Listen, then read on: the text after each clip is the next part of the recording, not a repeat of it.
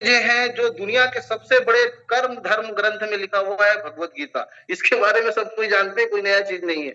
इसमें बहुत अच्छी सारी चीजें लिखी है जिसका व्याख्यान मैं नहीं कर सकता क्योंकि उस लायक नहीं हूं मैं, है ना। लेकिन हाँ, उसको बहुत सारी चीजों में कुछ ऐसी चीजें हैं जिसको हम फॉलो करते हैं, जिसको हम समझना चालू करते हैं तो हम बड़ा काम कर सकते हैं। और वैसे भी बोला गया दुनिया का सबसे महान जो लीडर है, सबसे बड़ा लीडर है, भगवान श्री कृष्ण रहे हैं, है ना। आज जो भी उस चीजों को फॉलो किया है, उनकी बातों को फॉलो किया है, वो अपने जगह पर जीत हासिल किया हुआ है। बोले ना कि कौरव 100 थे और पांडव 5 थे। एक साइड नारायणी पूरी सेना थी, एक साइड मात्र 5 थे। और वो होने के बाद भी अगर पांडव जीत गए तो उसके पीछे थे, उसके पीछे जो कारण था वो एक ग्रंथ था, वो एक फॉलो। तो अर्जुन ने उन चीजों को फॉलो किया। और ये चीज मुझे लगता है कि टीम में भी होना चाहिए, जिसमें जैसे पहला शब्द लिखा हुआ है, जो हुआ अच्छे के लिए हुआ, जो हो रहा है अच्छे के लिए हो रहा है, और जो होगा वो भी अच्छा होगा। आज जो समय सबसे बड़ा चीज क्या होता है हमारे अंदर, एक जब नेटवर्क इंडस्ट्रीज में आते हैं तो हमारे अंदर क्या चीज होता है कि हमको सबसे पहले ये समझना है जो हो रहा है वो अच्छे हो रहा है, जो होगा वो अच्छे होगा, जो होगा वो अच्छा ही होगा। आज जो चीजें चल रही हैं,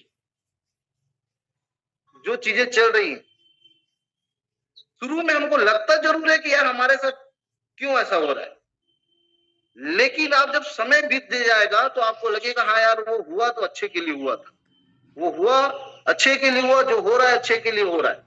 क्योंकि मेरा मानना है कि इस जगह पर शुरू में तकलीफें होती हैं लेकिन बाद में क्लियरिटी हो जाता है कि यार हम तो बहुत कुछ चाहते हैं लेकिन एक्चुअल में होगा वही जो कोई और चाहता है।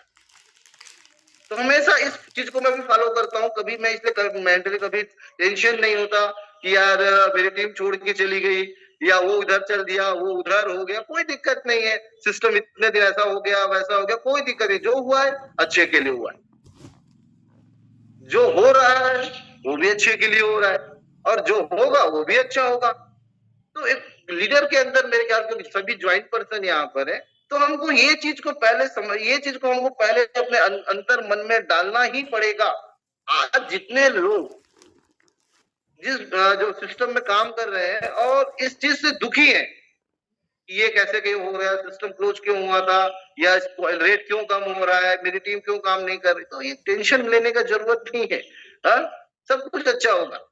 तो देखो कोई चीज अच्छा कब होता है, जब हमारा दिमाग ही पॉजिटिव हो, हमारा सोच ही अच्छा हो, हम अंदर से स्ट्रांग बनेंगे। वो कब बनेंगे, अगर हम कोई चीज को अंदर से भर के रखेंगे तो बाहर कभी अच्छा होने वाला नहीं है। तो मैंने इस चीज को यहाँ पर सीखा इस सिस्टम में आने के बाद, क्योंकि शुरू में जब मैं भी काम करता था तो मेरे को लगता था यार ऐसा हो रहा है, अपलाइन वैसा कर रहा है, डाउनलाइन ऐसा कर रही है, सिस्टम के साथ ये नहीं होना चाहिए, वो नहीं होना चाहिए, तो काफी कंप्लेन मूड में हुआ करता था मैं।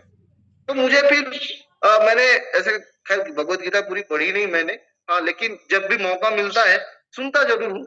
और इसके बीच मुझे एक स्पीकर के थ्रू ये चीजें पता चली कि नहीं यार, अगर आप एज ए लीडर बड़ा काम करना चाहते हैं, टीम बड़ी करना चाहते हैं और चीजों को अपने लेवल पे लेके लेके चलना चाहते हैं, तो इस पार्ट को पहले पकड़ना पड़ेगा कि जो हुआ है वो अच्छे के लिए हुआ है, जो हो रहा है वो अच्छे के लिए हो रहा है, और जो होगा वो भी अच्छा ही होगा। इसके पीछे बोला कि पावर ऑफ स्पोकन हमारे सिस्टम में एक शब्द है कि आप हमेशा वो चीज को बोले जो आपको चाहिए।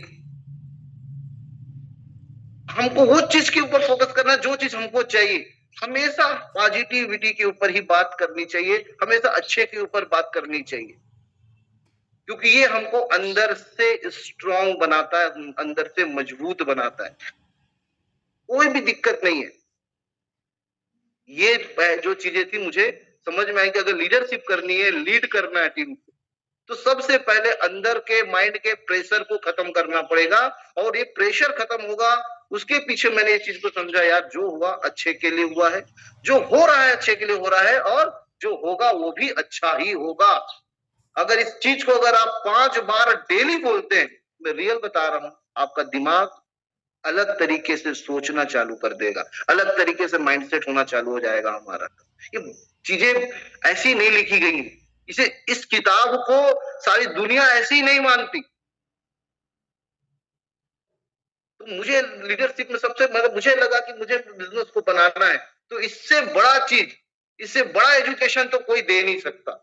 और ये एजुकेशन मेरा नहीं है, जिस एजुकेशन से एक निराश्रित बच्चों को पूरा राज दिला दिया, आप सोचिए आपके साथ हमारे साथ क्या हो सकता है। तो प्रेशर नहीं लेना, पहला गुण हमको गीता के माध्यम से मिला, भगवत गीता के माध्यम से। जो हुआ है अच्छे के लिए हुआ है, कोई दिक्कत नहीं। जो हो रहा है वो भी अच्छे के लिए हो रहा है, और जो होगा वो भी बहुत अच्छा होने वाला है। ठीक है, वेट एंड वॉच। सेकंड चलते हैं सर। सेकंड चीज यहाँ पर हमारे यहाँ चीज लिखा हुआ, कोई भी व्यक्ति जन्म से नहीं बल्कि अपने कर्मों से महान बनता है। जब ये चीज मैं शुरू में पढ़ता था मुझे समझ में नहीं आता था। हाँ लिखा होगा, कोई दिक्कत नहीं, सही बात है, इतने ही। जब मैंने इसके ऊपर जाना चालू किया कि जो कोई भी व्यक्ति जन्म से नहीं बल्कि अपने कर्म से महान बनता है, तो लॉजिक पता चलने लगा मुझे। यार सचिन तेंदुलकर जो क्रिकेट का भगवान है, जिसको क्रिकेट का भगवान बोला जाता है, महान सर सचिन तेंदुलकर, उनका बेटा अर्जुन तेंदुलकर क्या उनके जैसा नाम कमा पाया क्या? जबकि सब कुछ था उनके पास, सारी सुविधाएं अवेलेबल थी, लेकिन जो नाम सचिन तेंदुलकर जी का है, क्या वही नाम उनके बच्चे अर्जुन तेंदुलकर का बना पाए क्या? नहीं। बॉलीवुड के शहंशाह अमिताभ बच्चन जो आज भी बॉलीवुड में राज कर रहे हैं, चाहे वो बड़े पर्दे में हो चाहे वो छोटे पर्दे में, उनका लड़का अभिषेक बच्चन, क्या जो नाम अमिताभ बच्चन बना पाए, क्या वो नाम उनके बच्चे अभिषेक बच्चन बना पाए क्या? सब कुछ था उनके पास, सब चीजें थी, नहीं। इसलिए यहां पर चीज लिखा है कि कोई भी व्यक्ति जन्म से नहीं बल्कि अपने कर्मों से महान बनता है। अब ये क्रिकेटर है,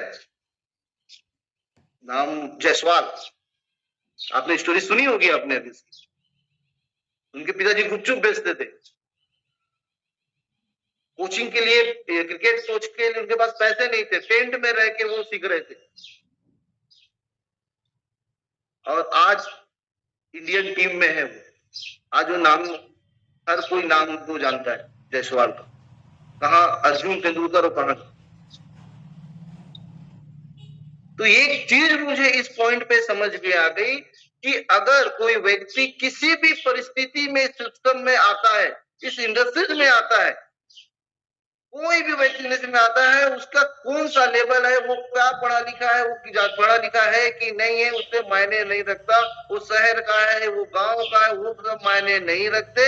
अगर वो सिस्टम में आ रहा है और इस सिस्टम के बताए गए सिस्टम को फॉलो कर रहा है, कर्म कर रहा है, तो उसको आगे बढ़ने से कोई भी नहीं रोक सकता। बनिस्बत जिस प्रकार एक गुपचुप बेचने वाले का बच्चा आज महान क्रिकेटर के रूप में डेवलप हो रहा है। रिंकू सिंह, आप थे ना, रिंकू सिंह पिताजी क्या कर रहे थे उनके? सिलेंडर उठा रहे थे, गैस सिलेंडर का डिलीवर करते थे। एक रूम में 6 से 7 लोग रहा करते थे, और आज उनकी जो शादी भी हुई ना, विधायक या सांसद है उनके साथ हुई। तो इस शब्द के पीछे वो गहराई समझ में आ गई मेरे को कि भैया आप अगर इस इंडस्ट्रीज में आए हैं, नेटवर्क इंडस्ट्रीज में आए हैं, मेटावेल में अगर आपने काम करना चालू किया, तो ये डिपेंड नहीं करता आप किस परिस्थिति से सिस्टम में घुसे हैं, किस परिवेश से आए हैं। अगर आप यहाँ पर आके इसके सिस्टम को फॉलो करते हैं और अपने काम के ऊपर ध्यान देते हैं, तो आपको इस सिस्टम से बढ़ने में, इस सिस्टम में आपको बड़ा होने में कोई भी नहीं रोक सकता। ये बात उस समय बता दिया गया कि कोई भी व्यक्ति जन्म से नहीं बल्कि अपने कर्मों से महान बनता है। आपको यहाँ पर आपकी पहचान आपका काम देती है, आपका नाम नहीं। अगर नाम से ही अगर व्यक्ति महान बनना होता तो सचिन का बेटा अर्जुन तेंदुलकर महान बन चुका होता, अमिताभ का बेटा अभिषेक बच्चन महान बन चुका होता। तो यहाँ पर भी मायने रखता है कि आपका काम आपको एक पहचान देता है यहाँ पर। और ये सिस्टम में आने के बाद अगर कोई व्यक्ति सिस्टम को फॉलो करता है, इस सिस्टम के जो अपलाइन की बातों को फॉलो करता है, क्योंकि देखो आज पूरा चीज 2 चीजों पे चल रहा है, इस संदेश के ऊपर और जो बता रहा है उसको फॉलो के ऊपर। बोले ना अर्जुन जो वो नहीं चाहते थे लड़ना, वो युद्ध करना नहीं चाहते थे। क्यों नहीं करना चाहते थे? क्योंकि जिसको ऊपर वो बाढ़ चलाने वाले हैं, कोई उनके गुरु है, कोई उनके पितामह है, कोई बहुत से उनके भाई हैं, लेकिन जो उनकी अपलाइन थी, भगवान श्री कृष्ण, उन्होंने बताया, ये संदेश दिया, भाई ये कर्म और धर्म युद्ध है भाई, लड़ना तो पड़ेगा। अगर कोई गलत है तो उसके लिए लड़ना पड़ेगा। तो इस सिस्टम में भी आपका अपलाइन जो है, आपको यही चीज तो बता रहा है भाई, आपको आगे बढ़ना है। जो ये तकलीफें आ रही है, वो चैलेंजेस आ रही है, उसके लिए आपके पास भी तो अपलाइन है, वो आपको लेके चल रहा है। काफी कभी कभी लगता था, मुझे भी लगता था यार कैसे काम होगा। मैं पुजारी सर को बोलता था, सर डिजिटल है, समझ नहीं आ रहा है। वो जॉब करने वाले हर सैटरडे कांकेर आ जाते थे, चलो सर मैं चलता हूं आपके साथ, मैं लोगों को बताऊंगा, आप लोगों से मिलाओ। तो मुझे हिम्मत आता था, चलो ठीक है सर, जो भी सवाल होगा सर जवाब दे देंगे। तो मैं अपना काम कर रहा था। तो यहां पर जो चीजें लिखा है, कोई भी व्यक्ति जन्म से नहीं बल्कि अपने कर्मों से महान बनता है। तो इसके पीछे रीजन ये है, आप किसी भी क्षेत्र से इस सिस्टम में घुसे हैं, आप किसी भी लेवल का व्यक्ति अगर आप इस सिस्टम में आए हैं, तो आपको इस सिस्टम में डेवलपमेंट आपके काम से, आपके कर्मों से ही मिलेगा। आप जैसा काम करते हैं वैसे ही आपको सफलता यहाँ पर मिलती है। इसीलिए कभी मत सोचिएगा कि, बोलते हैं ना सर यहाँ पर सबसे ज्यादा सफल लोग कौन है इस इंडस्ट्री में? वो लोग हैं जिन्होंने सिस्टम को फॉलो किया, जिन्होंने काम के ऊपर, जो सिस्टम में जो काम का जो कहा जाता है जो करना है उसके ऊपर काम किया। इसलिए याद रखिएगा, कोई भी व्यक्ति जन्म से महान नहीं होता, अपने कर्मों से महान होता है। अगर आपको बड़ा बनना है, अपने सपने को पूरे करने, अपने फाइनेंशियली अपने स्ट्रॉन्ग करना है, अपने अकाउंट को मजबूत करना है, आपको एक अच्छी लाइफ जीनी है, तो आपको इस सिस्टम में भी काम करना पड़ेगा, उसके ऊपर भी। ठीक है सर, नेक्स्ट चलते हैं। इसका जो तीसरा जो शब्द था मुझे बहुत शानदार लगा, निरंतर संदेह करने वाला व्यक्ति इस संसार में तो क्या कहीं भी सुखी नहीं रह सकता। ये बात इस सिस्टम में भी समझ में आई। निरंतर संदेह करने वाला व्यक्ति, कई बार होता क्या है, जब हमारे साथ टीम में लोग आ जाते हैं, सिस्टम में आ जाते हैं, आने के बाद भी पैसे कमा लेने के बाद भी उनके मन में डाउट रहता है, होगा कि नहीं होगा, अभी क्या होगा, अभी अरे CS क्वाइन का रेट इतना हो गया, ये हो गया, वो हो गया, टीम में ये हो रहा है, वो हो रहा है। उसके बाद भी तो ये स्लोगन मुझे समझ में आया कि निरंतर संदेह करने वाला व्यक्ति संसार में कहीं भी सुखी नहीं रह सकता। तो मुझे समझ में आया भाई, मैं जिस सिस्टम में काम कर रहा हूँ नेटवर्क इंडस्ट्रीज में, अगर मैं सिस्टम में घुसा हूं तो इस सिस्टम के पीछे मुझे पूरा भरोसा होना चाहिए, मुझे मेरे टीम के ऊपर पूरा भरोसा होना चाहिए, मुझे मेरे अपलाइन के ऊपर पूरा भरोसा होना चाहिए। अगर मैं संदेह करूंगा तो मैं कभी भी सफल नहीं हो पाऊंगा। क्योंकि मैं जब शुरू किया था काम को, जब मैंने शुरू किया था इस इंडस्ट्रीज में, तो मेरे अंदर ये भावनाएं थी, मैं कभी अपलाइन को गलत समझ रहा था, कभी टीम के ऊपर संदेह कर रहा था, कभी सिस्टम पे संदेह कर रहा था। लेकिन जब मैंने इस स्लोगन को सुना, समझा कि संदेह करने वाला व्यक्ति कभी भी सुखी नहीं रह सकता, तो मुझे सिस्टम में समझ में आ गया कि भगवान श्री कृष्ण कहना क्या चाह रहे हैं। वो बताना ये चाह रहे हैं कि जिस पर आपने भरोसा किया, अपनी अपलाइन, जिसके काम को आपने भरोसा किया, मेटा वेल का सिस्टम, आपने जिस चीज को लिया है CS क्वाइन, उसके ऊपर संदेह मत करिए। अगर आप उसके ऊपर संदेह करते हैं, भरोसा नहीं करते, आप दुनिया के किसी भी और सिस्टम में चले जाइए, संदेह आत्मक व्यक्ति जो होता है वो कहीं भी अपने आप को डेवलप नहीं कर सकता। एक अच्छा शब्द है, रोड में हमेशा एक्सीडेंट जो होता है ना, आंख वालों का होता है, अंधों का नहीं होता। हमेशा आंख वाले का होता है, अंधों का नहीं होता। अंधे को रोड क्रॉस करना है, वो निकल जाएगा, लोग देख के रुक जाते उसको, क्योंकि क्यों, उसको बाकी चीज दिख ही नहीं रहा, उसको मालूम मेरे को यहाँ रोड क्रॉस करना है। क्लियर है? तो संदेह करने वाला व्यक्ति सिस्टम में भी डेवलप नहीं हो सकता। कई बार मेरे टीम में है वो आया, कई लोगों के टीम में मैंने देखा हुआ है, कई लोग ऐसे आ जाते हैं 2 साल 3 साल बिताने के बाद भी उनके दिमाग में नेगेटिविटी आ जाती है, संदेह आ जाता है, शक होने लगता है अपने अपलाइन के प्रति, सिस्टम के प्रति, जिस सिस्टम में उसने काम किया, पैसे दिए, उसके बाद भी। तो क्या ऐसा व्यक्ति किसी और जगह जाएगा तो वहां ये चीज करेगा कि नहीं करेगा? वहां भी वो संदेह में रहेगा, 2 3 साल बिताएगा, फिर वहां से निकल के किसी और जगह जाए।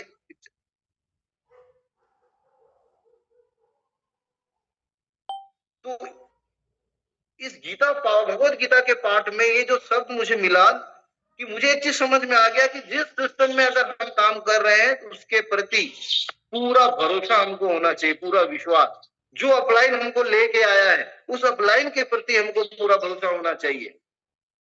हमारी टीम, हमारी डाउनलाइन, हमारी टीम के प्रति हमको पूरा भरोसा होना चाहिए, पूरा पूर्ण विश्वास होना चाहिए। तो संदेह करने वाला व्यक्ति कभी भी किसी भी जगह पर डेवलप नहीं हो सकता। ये मुझे समझ में आया, ये चीज मैंने अपने आपके ऊपर काम करना चालू किया। जिस भी प्रोजेक्ट पे हम काम कर रहे हैं, आज बेटावेल का जो हमारा प्रोजेक्ट हमको मिला हुआ है उसके ऊपर संदेह करना, आज मैं कई लोगों को देखता हूँ, अभी 6 महीने अपडेट में गया, लोग शक करने लगे आएगा कि नहीं आएगा, वापस आ गया। आज कॉइन का रेट जो $22 था, फिर वापस 10 हुआ, 8 हुआ, फिर आज कॉइन का रेट नीचे हुआ, लोग शक करने लगे होगा कि नहीं होगा। अरे किस बात का संदेह कर रहे हो भाई? एक समय में आपने इस सिस्टम से इतना बड़ा पैसा बनाया, आपको इतना सपोर्ट आपके अपलाइन के प्रति मिला, सारा चीज इस सिस्टम ने आपको दे दिया, और आज उस चीज के ऊपर आप शक कर रहे हो। और शक करने वाला कहीं भी सुखी नहीं हो भाई, वो चाहे बिजनेस में हो चाहे परिवार में हो। संदेह आत्मक व्यक्ति कहीं भी सुखी नहीं रह सकता, हमेशा वो डिस्टर्ब रहेगा, और वो डिस्टर्ब रहेगा और अपने साथ साथ लोगों को भी डिस्टर्ब करेगा। जिसको खुद को भरोसा नहीं, खुद के ऊपर, जिसको सिस्टम के ऊपर भरोसा नहीं, जिसको अपलाइन के ऊपर भरोसा नहीं, क्या हमको उनके ऊपर भरोसा करना चाहिए क्या? तो मुझे इस पाठ में चीज सीखने को मिला कि भाई अगर हमने किसी चीज पे स्टार्टअप किया था तो 100% उसके ऊपर भरोसा आपको करना चाहिए, 100% भरोसा करना चाहिए। अगर आप शक कर रहे हैं तो शक का कोई इलाज नहीं है, संदेह का कोई इलाज नहीं, और कोई मेडिकल में उसकी दवाई मिलती भी नहीं है। लीडर के मंच में यही पार्ट आपको बताया जाएगा। जो सुबह मीटिंग्स में आते हैं, हमारे बड़े बड़े लीडर्स आते हैं यहाँ पर, ये सारा चीज आपको बताते। वो क्यों आके बता रहे हैं? वो इसलिए बता, वो समय से निकल चुके हैं, ये समय उनके जीवन में आ चुका है, हमारा समय आ चुका है, क्लियर है। तो बिल्कुल शक मत करिए, मेटावेल का सिस्टम, अभी बहुत सारे प्रोजेक्ट हमारे पास आने वाले हैं, अभी बूस्ट की शुरुआत होने वाली है, आगे चल के गेमिंग वर्ल्ड में हम घुसने वाले हैं, होली और सीआई का हमारा सिस्टम आने वाला है। विजन क्लियर रखिए, हमको आज के लिए काम नहीं करना है, हमको काम ऐसा करना है कि हमारा आज और कल दोनों बेहतर होना चाहिए। उसके लिए आपको पूर्ण भरोसा होना चाहिए, पूर्ण भरोसे के साथ आपको काम करना पड़ेगा। जब इसके मैं नेक्स्ट पार्ट पे गया, जिसमें एक चीज लिखा हुआ था, यदि मन को नियंत्रित नहीं किया तो ये शत्रु के समान कार्य करेगा। सबसे बड़ा चीज था ये चीज, और माना भी गया है दुनिया में सबसे चंचल जो चीज होता है वो मन होता है। बहुत जल्दी भटकता है वो, बहुत जल्दी, और अभी तो और ज्यादा, क्योंकि हाँ हर किसी के हाथ में मोबाइल है, कई चीजें उसके मोबाइल में आती रहती है, तो मन को भटक। तो ये चीज मुझे समझ में आया जब मैंने ये चीज सुना, और ये चीज जब मैं बिजनेस को अपने साथ कनेक्ट किया तो मेरे को लगा यार बिल्कुल सही है। जब मैंने बिजनेस स्टार्ट किया था तो अपने ड्रीम लिखा था, हमने सपने लिखे थे कि यार मेरे को कार चाहिए, मेरे को बंगला चाहिए, मेरे को फॉरेन ट्रिप करना है, मेरे को लोन है, लोन को कंप्लीट करना है, मेरे को ये करना है, वो करना है, मैंने अपना ड्रीम लिखा था। और शुरू मैंने काम किया तो कुछ मैंने अचीव भी किया था, लेकिन अब क्यों नहीं हो रहा है? उसके पीछे एक चीज समझ में आ गया, यार मेरा मन कहीं और विचलित हो गया है, मैं किसी और दिशा में जा रहा हूं, मैं कोई और चीजों के ऊपर मेरा जो सोच है वो मन जो है उधर जा रहा है। मैं अपने टारगेट को भूल रहा हूं, मैं अपने गोल को भूल रहा हूं। इसके ऊपर एक अच्छा मुझे लीडर ने बताया कि एक युग में दो क्रिकेटर हुए थे, सचिन तेंदुलकर और विनोद कांबली, और ये माना जाता था सबसे अच्छा प्लेयर जो है विनोद कांबली है। सचिन से भी अच्छे प्लेयर थे विनोद कांबली। लेकिन आज मैं देखता हूं, मैं क्या सब जानते हैं, आज अगर क्रिकेट के भगवान के रूप में किसी को माना जा रहा है तो किसको माना जा रहा है? सचिन तेंदुलकर जी को। विनोद कांबली का क्या हुआ? वो तो सचिन से बेहतर थे, सचिन से बेस्ट थे। फिर क्या हुआ? क्रिकेट खेलते खेलते उनका मन जो था एडवर्टाइज में चला गया, खेलते खेलते मन उसका फिल्मी दुनिया में चला गया, खेलते खेलते वो इंजॉयमेंट में चले गए, पार्टी करने लग गए। तो 90% उनका जो माइंडसेट था अपने दोस्तों के साथ पार्टी करने का चला गया, एंजॉय करने का चला गया, फिल्मी दुनिया की ओर चला गया। और उसका जो बेसिक जो चीज था जिससे वो अपने जीवन को बदलना चाहते थे, क्रिकेट, उससे वो दूर होना चालू हो गए। और उसी जगह पर सचिन तेंदुलकर जी थे, जिनको जब वो 0 में आउट हो रहे थे तो 4 बजे सुबह उठ के जाके वो प्रैक्टिस करते थे। 100 सेंचुरी बनाते थे तो भी सुबह 4 बजे उठ के वो प्रैक्टिस कर रहे थे। और यही रीजन है कि उन्होंने अपने मन पे कंट्रोल किया और अपने टारगेट के ऊपर हमेशा बने रहे। चाहे मैदान में परफॉर्मेंस कैसा भी हो, 0 परफॉर्मेंस है तो भी वो मैदान में रहते थे, और परफॉर्मेंस 100 का भी होता था तो भी वो मैदान में रहते थे। इसीलिए आज सचिन तेंदुलकर क्रिकेट के गॉड माने जा रहे हैं। इंडस्ट्रीज में हम भी ऐसे बहुत से लोग आते हैं, ऐसे क्या बात है कि संजय सर इतनी बड़ी उपलब्धि पे पहुंच गए, विजय सर ने इतनी बड़ी उपलब्धि ली, इतना बड़ा घर बना लिया, तुहिन सर ने फाइनेंशियली फ्रीडम हो गए, त्रिपाठी सर है, भानुसे सर है, काफी लोगों के नाम आपके सामने देखने को मिलते हैं।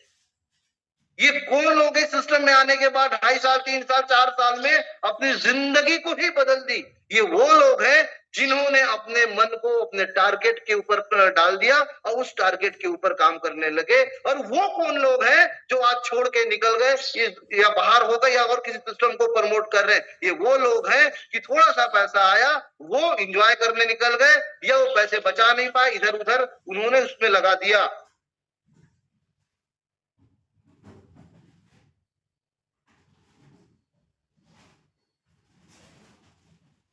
मन के ऊपर कंट्रोल करना बहुत जरूरी है। परिस्थितियां एक जैसे कभी भी नहीं होंगी। नेचर का नियम है यार, नेचर का नियम है, नेचर नियम है। आप प्रकृति के नियम को बदल नहीं सकते। अगर अंधेरा हुआ है तो सवेरा भी होगा, और सवेरा हुआ है तो अंधेरा भी होगा। ये तो प्रकृति का नियम है ना। अगर हम सिस्टम में आए हैं तो जरूरी नहीं है हमेशा चीजें एक जैसी होंगी। कॉइन आया $22 गया, ठीक है, लोगों ने बड़ा पैसा बनाया, $22 से $2 में आया, कोई दिक्कत नहीं है, दोनों चीज चलेगा ना रे भाई। प्रकृति का नियम है, हमेशा एक जैसे नहीं होंगी चीजें, हमेशा ऊपर से नीचे, नीचे से ऊपर होते रहेंगी। डिपेंड करता है कि उस समय आपके विचार क्या कहते हैं, आपका मन क्या कहता है, और उस पर नियंत्रण नहीं है तो आप दुनिया के किसी भी जगह पर चले जाओ मेरे भाई, प्रकृति के नियम को बदल नहीं सकते। अप एंड डाउन तो चलेगा ही, चीजें हमेशा एक जैसी नहीं होंगी। और प्रकृति के नियम से तो भगवान श्री राम नहीं बच पाए यार, उनको भी वनवास करना पड़ गया। तो हम और अब क्या है, सिस्टम में आज थोड़ा सा अपडेट आ जाता है, लोग का मन विचलित हो जाता है। क्वाइन का रेट थोड़ा सा नीचे, अरे क्या क्वाइन सिर्फ आप ही के लिए बना है क्या? वो नया व्यक्ति कब खरीदेगा? आप खरीद के महान बन गए, ठीक है, लेकिन जो बंदा भी आ रहा है उसको भी तो मौका मिलना है ना। आज उसके लिए कितना शानदार मौका है क्वाइन खरीदने का और बनाने का, इतना शानदार मौका है। कम क्यों हो रहा है, ये क्यों हो रहा है? अरे कोई दिक्कत नहीं है। और हमेशा याद रखना, झूला जितना पीछे जाता है वो उतना ही आगे जाता है। ये प्रकृति का नियम है। आप झूले को जितना पीछे खींचेंगे ये और वो उतना ही ऊपर आगे जाएगा भाई। लेकिन लोग एक जगह रुक नहीं रहे, इधर से उधर हो रहे। और जिसका मन खुद के ऊपर नियंत्रण नहीं है, तो क्या उस व्यक्ति का उसके टीम के ऊपर नियंत्रण होगा क्या? नहीं। क्या वो अपने लाइफ में अपने डेवलप कर पाएगा क्या? नहीं, क्योंकि वो उसका माइंड सेट ही नहीं है। चीजें तो दोनों चलेंगी। बोलते ना, दुश्मन जो है व्यक्ति का कोई और नहीं, वो खुद है। वो खुद अपने अंदर ही विचार पैदा करता है और अपने अंदर ही सॉल्यूशन पैदा करते रहता है और अपने आप को सही बोलते रहते हैं। तो सबसे पहला काम मुझे, जब इस श्लोक को मैंने देखा, इस शब्द को मैंने पढ़ा कि यार मन को नियंत्रित करना पड़ेगा, मुझे लगा नहीं यार, मैं जिस भी सिस्टम में काम करूं, उसके बाद मैंने कसम खाया कि मैं जिस भी सिस्टम में काम करूंगा पूरे शिद्दत के साथ काम करूंगा।